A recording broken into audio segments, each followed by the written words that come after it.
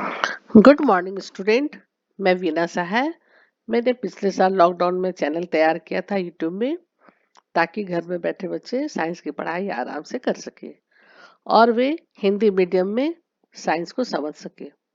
8th 9th और 10th class को मैंने पढ़ाया है।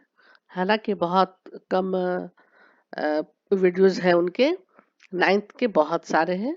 आप लोग देखिएगा, 8th 9th के वीडियोज को देखिएगा, समझिएगा, लाइक कीजिएगा, शेयर कीजिएगा, सब्सक्राइब कीजिएगा। ठीक है। और आइकन बेल को जरूर प्रेस कीजिएगा ताकि आपके पास नोटिफिकेशन चला जाए। ठीक है। तो मैं अभी बायोलॉजी पढ़ा रही हूँ, 10th क्लास का। बायोलॉजी का आनुवंशिकता और जैव विकास। अभी मैंने 51-59 पेज कंप्लीट किया है और मैं उसी को थोड़ा सा और बतला रही हूँ। 159 पेज में कुछ हिस्से को और बतला रही हूँ, फिर मैं और आगे बढ़ूंगी। ठीक है। ओके। तभी मैं स्टार्ट कर रही हूँ कि यह लक्षण अपने आप को किस प्रकार व्यक्त करते हैं। लक्षण जो होता है अपने आप को किस प्रकार व्यक्त करते हैं। इसके पहले मैंने गोल, पीले और हरे और झुर्रीदार बीज के बारे में बतलाया था। उनका क्रॉस करने के बाद किस तरह के बीज और पौधे उत्पन्न होते हैं फ्लूजेनेशन में, उसके बारे में मैंने काफी डिटेल से बतलाया था। अब इसके आगे मैं बतला रही हूँ। कोशिका के डीएनए में प्रोटीन संश्लेषण के लिए एक सूचना स्रोत होता है। डीएनए का वह भाग जिसमें किसी प्रोटीन का संश्लेषण के लिए सूचना होती है। डीएनए का वह भाग जिसमें किसी प्रोटीन संश्लेषण के लिए सूचना होती है, उस प्रोटीन का जीन कहलाता है। उस प्रोटीन का जीन कहलाता है। और प्रोटीन विभिन्न लक्षणों की अभिव्यक्ति को किस प्रकार नियंत्रित करती है, इसके बारे में हम लोग अभी पढ़ेंगे। पौधों की लंबाई के एक लक्षण को, मान लो कि एक पौधे के लंबाई के बारे में एक हम उदाहरण लिए, है ना, उदाहरण के रूप में लेते हैं। तो हम जानते हैं कि कुछ पौधों में कुछ हार्मोन्स होते हैं। जैसे हम लोग में हार्मोन्स, उसी तरह पौधों में भी कुछ हार्मोन्स हैं जो कि लंबाई को बढ़ने देते हैं और लंबाई को नियंत्रण करते हैं। अतः किसी पौधे की लंबाई पौधे में उपस्थित उस हार्मोन्स की मात्रा पर निर्भर करती है कि पौधे की लंबाई कितनी हो रही है।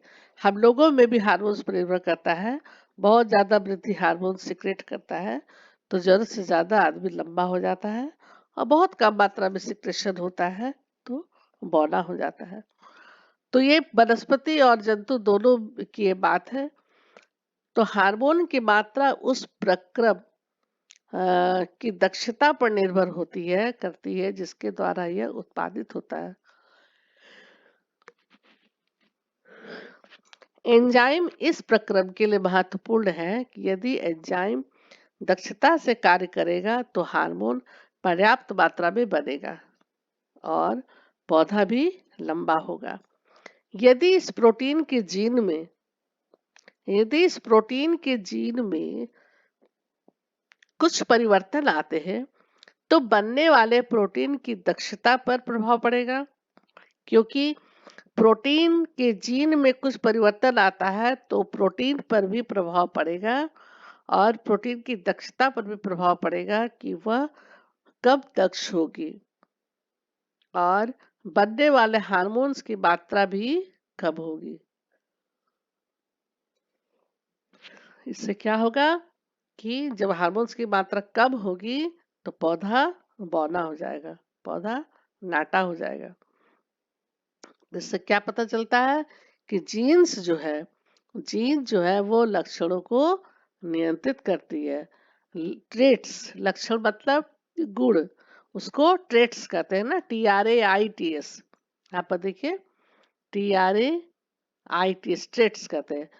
तो हार्मोन्स की मात्रा भी जब कम होगी तो पौधा नाटा हो जाएगा या बौना हो जाएगा। अतः जीन लक्षणों को नियंत्रित करती है। यह जीन जो है वह लक्षणों को नियंत्रित करती है। और जीन का प्रोटीन संश्लेषण के लिए सूचना होती है, उस प्रोटीन का जीन कहलाता है ना। प्रोटीन का जीन कहलाता है। प्रोटीन विभिन्न लक्षणों की अभिव्यक्ति को किस प्रकार निर्धारित करता है? ठीक है, इसके बारे में हम लोग जान गए कि जीन जो है वह लक्षणों को नियंत्रित करता है। लंबा पौधा, नाटा पौधा जो है उसको वह कंट्रोल करता है। यदि मेंडल के प्रयोगों की व्याख्या जिसकी हम चर्चा कर रहे थे, ठीक उसकी चर्चा पिछले अध्याय में कर चुके हैं। लैंगिक प्रजनन के दौरान संतति के डीएनए में दोनों जनक का समान रूप से योगदान रहता है ना। जहां पर सेक्सुअल रिप्रोडक्शन होगा वहां पर क्या होगा, दोनों का, मेल और फीमेल दोनों जनक का समान रूप से योगदान रहेगा। यदि कि केवल मेल है तो हो जाएगा या केवल फीमेल है तो हो जाएगा, वैसा नहीं होता है। सेक्सुअल रिप्रोडक्शन में दोनों संतति का होना, दोनों के दौरान संतति के डीएनए में दोनों जनक का समान रूप से योगदान रहता है। तो यदि दोनों जनक संतति के लक्षण के निर्धारण में सहायता करते हैं तो दोनों जनक एक ही जीन्स की एक प्रतिकृति संतति को प्रदान करेंगे, है ना। यदि दोनों जनक समान रूप से योगदान होगा, यदि दोनों जनक संतति के लक्षण के निर्धारण में सहायता करते हैं तो दोनों जनक एक ही जीन की एक प्रतिकृति संतति को प्रदान करेंगे। इसका अर्थ यह होता है कि मटर के प्रत्येक पौधे में सभी जीन के 2 सेट होंगे, है ना। मटर के प्रत्येक पौधे में सभी जीन के 2 सेट होंगे और प्रत्येक जनक से एक सेट वंशानुगति होती है, 2 सेट में एक सेट वंशानुगति होती है। और इस तरीके को सफल करने के लिए प्रत्येक जनन कोशिका में जीन को केवल एक ही और एक ही सेट होगा। प्रत्येक जनक से एक सेट की वंशानुगति होती है। तो इस तरीके को सफल करने के लिए प्रत्येक जनन कोशिका में जीन का केवल एक ही सेट होगा। जनन कोशिका में जीन का केवल एक ही सेट होगा। जनन कोशिका ये अलग हुआ, तो प्रत्येक सामान्य कायी कोशिका में जीन के सेट की 2 प्रतियां होती है। कायी कोशिका हो गया हमारी बाहरी बनावट, शारीरिक संरचना बाहरी, ठीक है। तो ये हो गया कायी कोशिका। तो कायी कोशिका में जीन के सेट की 2 प्रतियां होती है। फिर इनसे जनन कोशिका में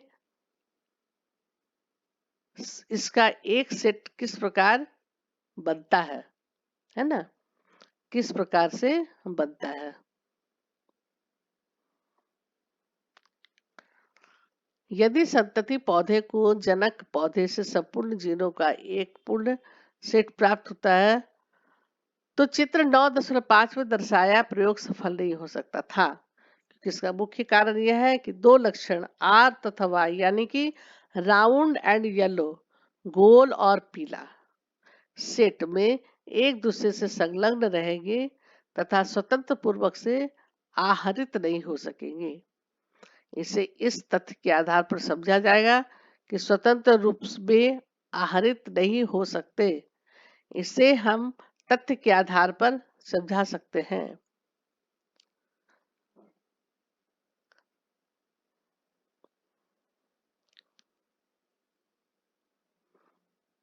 वास्तव में एक जीन सेट केवल एक डीएनए श्रृंखला के रूप में न होकर डीएनए के अलग अलग स्वतंत्र रूप में होते हैं और प्रत्येक एक गुणसूत्र कहलाता है, ठीक है। और प्रत्येक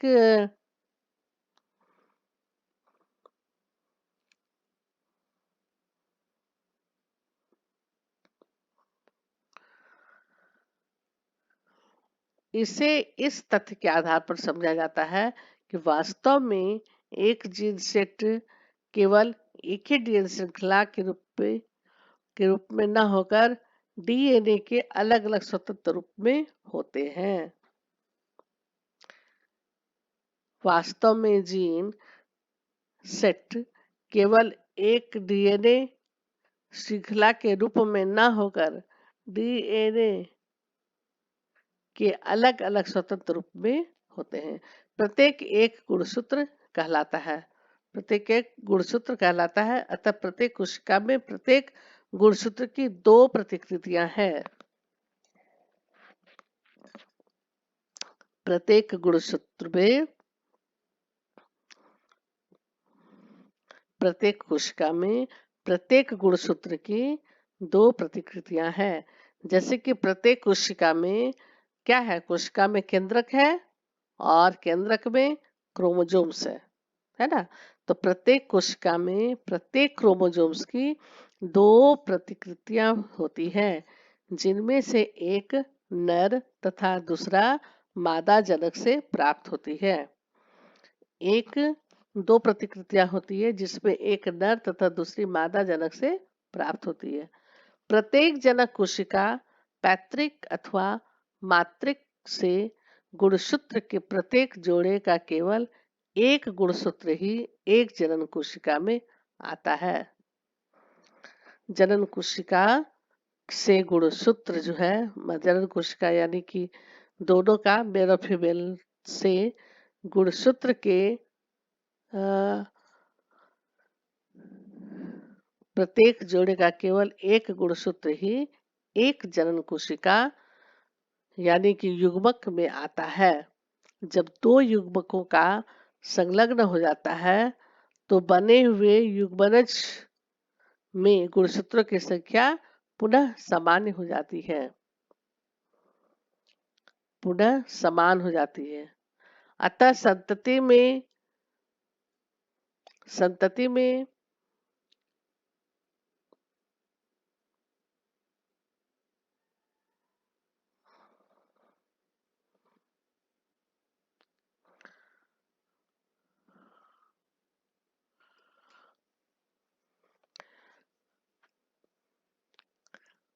यहाँ से फिर देखते हैं। वास्तव में एक जीन सेट केवल एक डीएनए श्रृंखला के रूप में न होकर डीएनए के अलग अलग स्वतंत्र रूप में होते हैं। प्रत्येक एक गुणसूत्र कहलाता है। अतः प्रत्येक कोशिका में प्रत्येक गुणसूत्र की 2 प्रतिक्रिया होती है। किसकी होती है? 2 प्रतिकृतियां होती है, जिसमें एक नर तथा दूसरी मादा जनक से प्राप्त होती है। तो प्रत्येक जनन कोशिका से गुणसूत्र के प्रत्येक जोड़े का केवल एक गुणसूत्र ही एक जनन कोशिका होती है।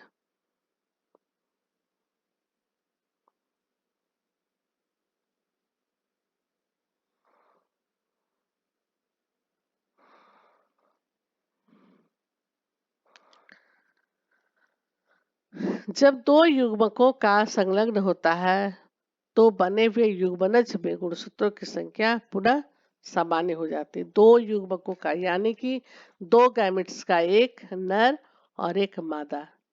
तो दोनों का अलग अलग गैमेट्स, जब दोनों अलग अलग गैमेट्स मिल करके एक हो जाता है, तब संलग्न होता है यानी कि दोनों एक हो जाते हैं तो बने हुए युग्मनज में गुणसूत्रों की संख्या पुनः समान हो जाती है। जितना जनसंख्या था उतना ही संख्या हो जाती है तथा संतति में गुणसूत्रों की संख्या निश्चित बनी रहती है। जो स्पीशीज के डीएनए के स्थायित्व को सुनिश्चित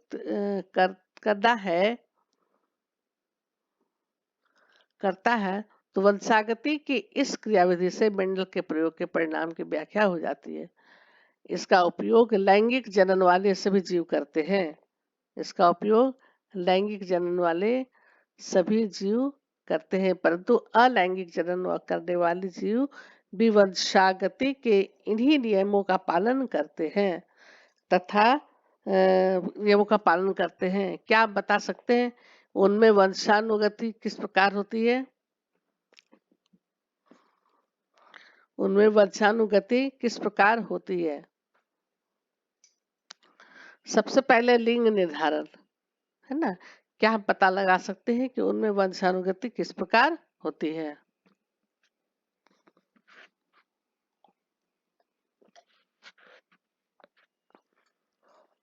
तो अब है लिंग निर्धारण। कैसे लिंग निर्धारण होता है? वंशानुगति नियम का पालन करते हैं तो क्या हम पता लगा सकते हैं कि उनमें वंशानुगति किस प्रकार है? तो यहाँ पर है, देखिए, नर और मेल और फीमेल। यहाँ पर स्पर्म है, थोड़ा सा पूछ है इसमें, बहुत चिकना होता है, छोटा होता है। और ये है एग, अंडाणु। यहाँ पर दो है, एक्स और एक्स, वहां पर एक्स वाई, ये एक्स है और ये वाई है। इस बात की चर्चा हम कर चुके हैं कि लैंगिक जनन में भाग लेने वाले दो एकल जीव किसी न किसी रूप में एक दूसरे से भिन्न होते हैं, जिनके कई कारण होते हैं, है ना? उसके कई कारण हो सकते हैं। सबसे पहले, नवजात का लिंग निर्धारण कैसे होता है? एक दूसरे से भिन्न होते हैं, जिसके कई कारण होते हैं। तो नवजात का लिंग निर्धारण कैसे होता है? अलग अलग स्पीसीज के इस अलग अलग स्पीसीज के लिए अलग अलग युक्ति अपनाते हैं, है ना? अलग स्पीसीज इसके लिए अलग अलग युक्ति को अपनाते हैं। कुछ पूर्ण रूप से पर्यावरण पर निर्भर करते हैं, कुछ पूर्ण रूप से पर्यावरण पर निर्भर करते हैं। इसलिए कुछ प्राणियों में, जैसे कि सांप है और खरगोश है, तो इस प्राणियों में क्या करते हैं? लिंग निर्धारण निषेचित अंडे के उष्मान ताप पर निर्भर करता है। उष्मान ताप पर निर्भर करता है कि संतति में नर होगा या मादा। घोंघे जैसा जंतु जो है, घोंघा, वह क्या करता है? वह अपना आकार, लिंग को बदल सकता है। घोंघा, है ना? लिंग निर्धारण आनुवंशिक नहीं, यहाँ पर क्या है? उष्मान ताप पर निर्भर करता है। कुछ सरीसृप तो लिंग निर्धारण निषेचित अंडे के उष्मायन ताप पर निर्भर करता है कि संतति नर होगी या मादा। लेकिन घोंघा ऐसा प्राणी है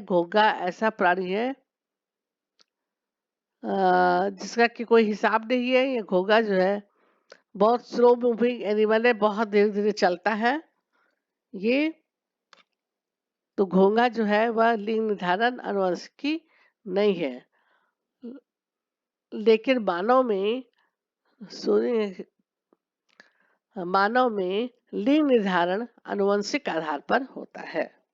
मानव में लिंग निर्धारण आनुवंशिक के आधार पर होता है। दूसरे शब्दों में हम कह सकते हैं कि जनक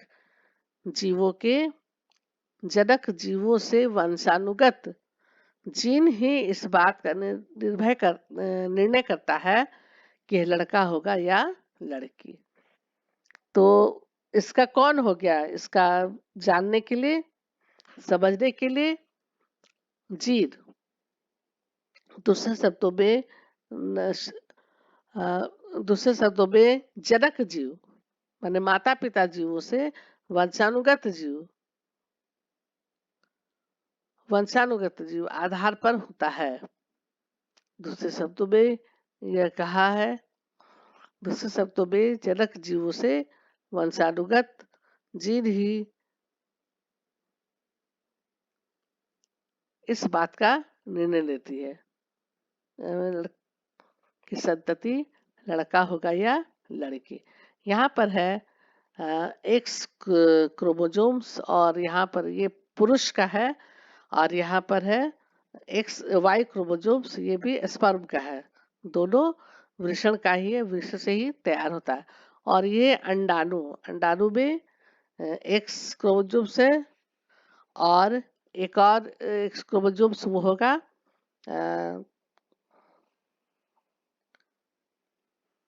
स्त्री का, है ना? तो यहाँ पर युग्मनज जो है, जायगोट जो तैयार होता है, बनता है, दो गैमेट के मिलने से, संयुग्म होने से जायगोट बनता है। तो यहाँ पर एक स्पर्म बना, ये एक स्पर्म हुआ, देखो ये एक स्पर्म हुआ, स्पर्म आया और किससे मिला, देखो एक्स से, एक्स एक्स हो गया अंडाणु।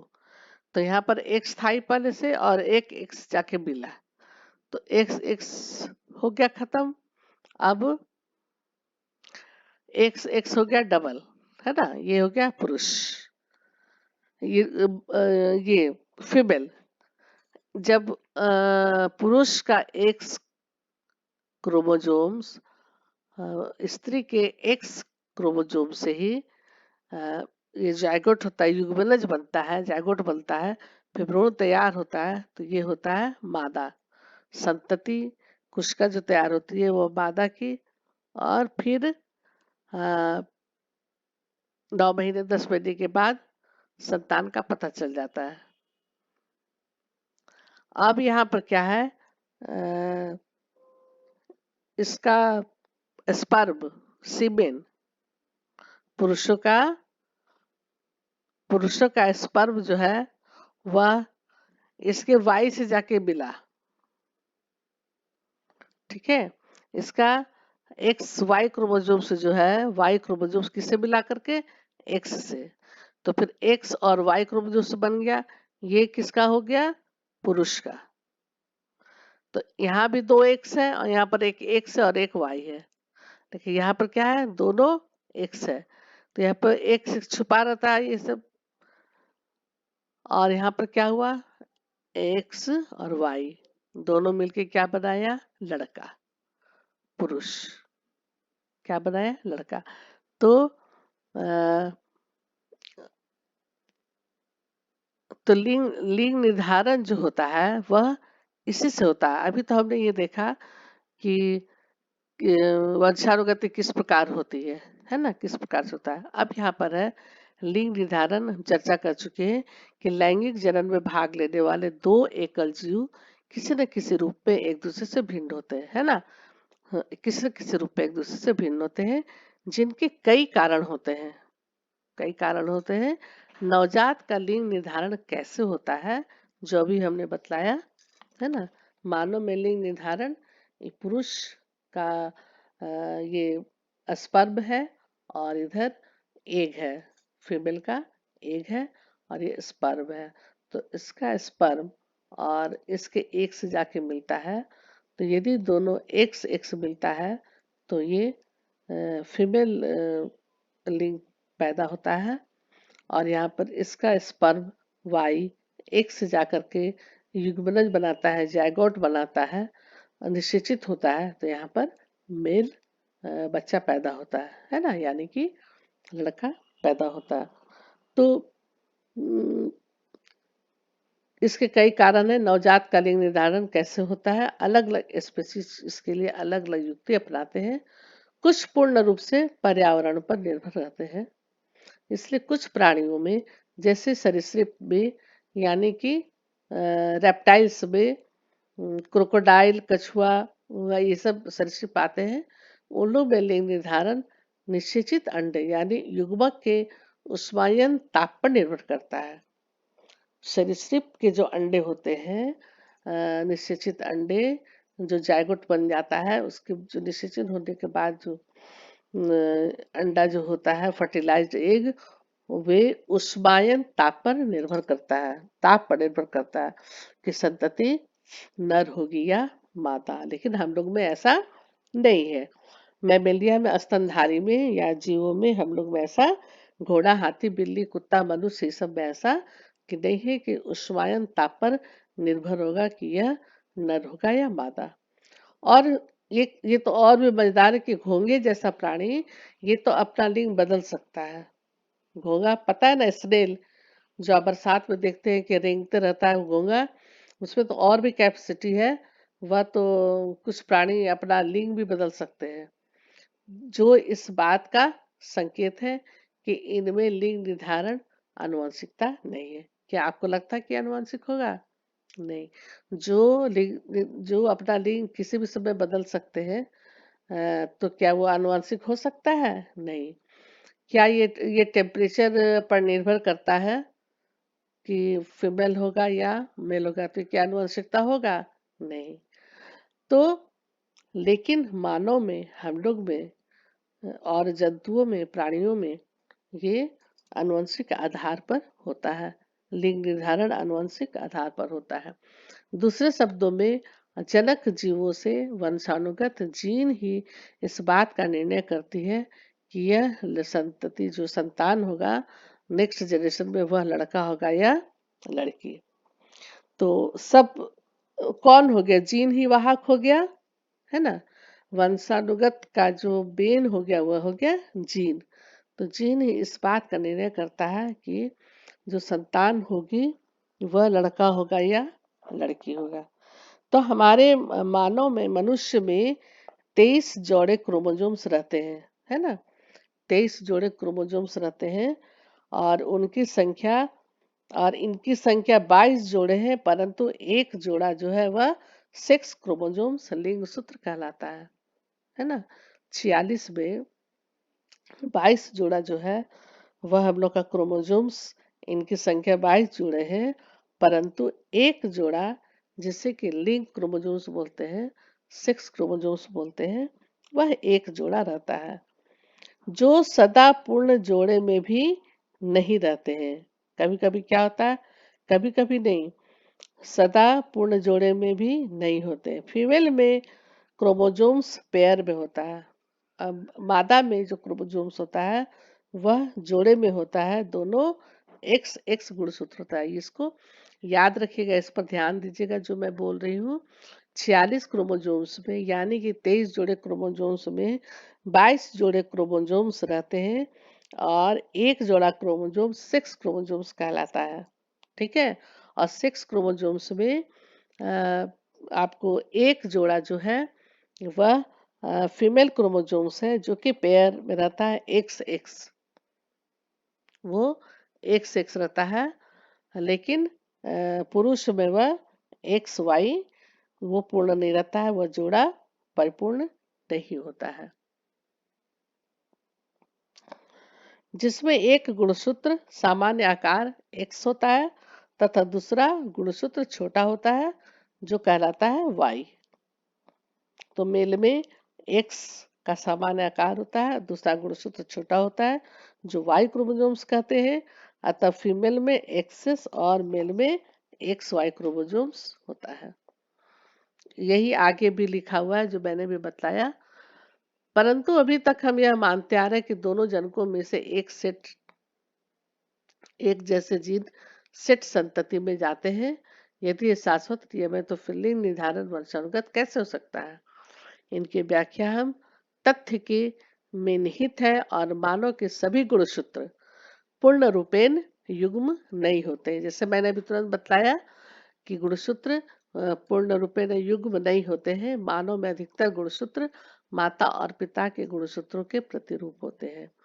इनकी संख्या 22 जोड़ी होती है, परंतु एक युग्म जिसे लिंग सूत्र कहते हैं, एक जोड़ा सेक्स क्रोमोसोम्स कहलाता है, मैंने भी तुरंत बतलाया, जो सदा पूर्ण जोड़े में नहीं होते हैं। जो नहीं होते वो नर होता है। और स्त्री में गुणसूत्र का पूर्ण युग्म होता है, स्त्री में गुणसूत्र का पूर्ण युग्म होता है और दोनों एक्स एक्स कहलाते हैं। लेकिन नर में यह जोड़ा परिपूर्ण नहीं होता है, जिसमें एक गुणसूत्र का सामान्य आकार एक्स होता है तथा दूसरा गुणसूत्र छोटा होता है जिसे वाई गुणसूत्र कहते हैं, है ना। अभी मैंने तुरंत इसे बतलाया था। और एक्स एक्स स्त्रियों में तथा पुरुषों में एक्स वाई गुणसूत्र होते हैं। क्या अब हम एक्स और वाई का वंशानुगत पैटर्न पता कर सकते हैं? जैसा कि 9.6 में दर्शाया गया है कि सामान्यतः आधे बच्चे लड़के एवं आधे लड़की हो सकते हैं। सभी बच्चे, चाहे वह लड़का हो या लड़की, अपनी माता से एक्स गुणसूत्र प्राप्त करते ही हैं। यदि वो लड़का होगा तो भी माता से एक्स लेगा और वो लड़की रहेगा तो भी अपनी माँ से एक्स क्रोमोसोम्स लेगा। अतः बच्चों का लिंग निर्धारण इस बात पर निर्भर करता है कि उनके अपने पिता से किस प्रकार का गुणसूत्र प्राप्त हुआ, है ना। अब आप लोग समझते होंगे कुछ लोग कहते हैं कि उन्हें सिर्फ लड़की है, उनके यहाँ लड़का नहीं है, सिर्फ लड़की होती है। कैसा? तो ये किस पर निर्भर करता है? ये पिता के गुणसूत्र पर निर्भर करता है कि किस प्रकार का गुणसूत्र एक्स के साथ संलग्न हुआ, एक्स के साथ किस तरह का गुणसूत्र संलग्न हुआ। स्पर्म के साथ जो शुक्राणु मिलकर के जो फर्टिलाइज्ड हुआ, निषेचित हुआ, वह एक्स एक्स है या एक्स वाई है। यह पता चलता है पिता की पिता से कि किस प्रकार का गुणसूत्र प्राप्त हुआ। माता का तो एक्स है ही, है ना, वो तो एक रहेगा एक्स। तो जिस बच्चे को अपने पिता से एक्स गुणसूत्र प्राप्त होता है, एक्स गुणसूत्र, एक्स क्रोमोसोम्स वंशानुगत हुआ, तो वह क्या होगा? वह लड़की होगी। और जब पिता से वाई क्रोमोसोम्स प्राप्त होता है, वाई क्रोमोसोम्स वंशानुगत होता है, तो वह क्या होता है? वह लड़का होता है। तो इस तरह से लिंग निर्धारण भी हम लोग का कंप्लीट हुआ। और कैसे लड़का और लड़की होता है, ये भी आज हम लोगों ने जान लिया। आप लोग भी अब समझ गए होंगे कि 22 पेयर क्रोमोसोम्स होते हैं और एक पेयर क्रोमोसोम्स होते हुए सेक्स क्रोमोसोम्स होते हैं, जिनमें स्त्री का तो गुणसूत्र पूर्ण रहता है, लेकिन नर का गुणसूत्र परिपूर्ण नहीं रहता है। उनमें एक एक्स होता है, दूसरा वाई होता है। अब यही एक्स वाई का खेला रहता है, जो कि जो संतान होता है, नेक्स्ट जनरेशन में जो संतान पैदा लेता है, वह पुरुष लड़का होगा या लड़की होगा, ये उस गुणसूत्र पर निर्भर करता है। ठीक है, उम्मीद है कि आप लोग को समझ में आया होगा और अच्छा भी लगा हो ये चैप्टर। आप लोग रीडिंग लगाइएगा, फिर से आप एक बार पढ़िएगा, दो बार पढ़िएगा, आप लोग को समझ में आ जाएगा। नहीं समझ में आएगा, कमेंट कीजिएगा, शेयर कीजिएगा, सब्सक्राइब कीजिएगा। Okay, bye, thank you.